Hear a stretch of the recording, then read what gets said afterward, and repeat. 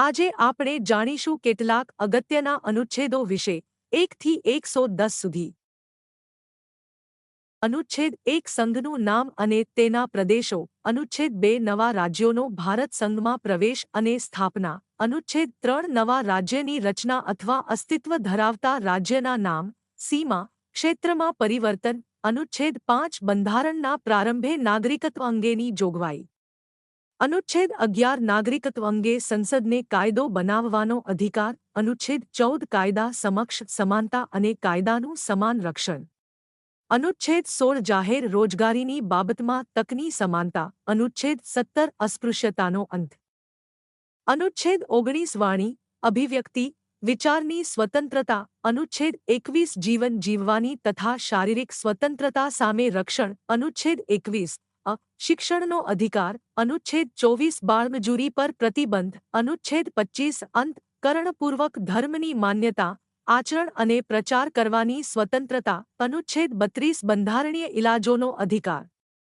અનુચ્છેદ 34 કોઈ વિસ્તારમાં લશ્કરી કાયદો, માર્શલ લો અમલમાં હોય તે દરમિયાન મૂળભૂત હકો પર નિયંત્રણ। અનુચ્છેદ 40 ગ્રામ પંચાયતોની સ્થાપના।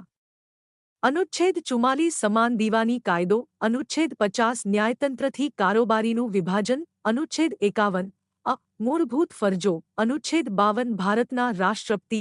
અનુચ્છેદ 53 સંઘની કારોબારી સંબંધી રાષ્ટ્રપતિની શક્તિઓ। અનુચ્છેદ 58 રાષ્ટ્રપતિના પદની લાયકાત। અનુચ્છેદ 61 રાષ્ટ્રપતિ સામે મહાભિયોગની કાર્યરીતિ।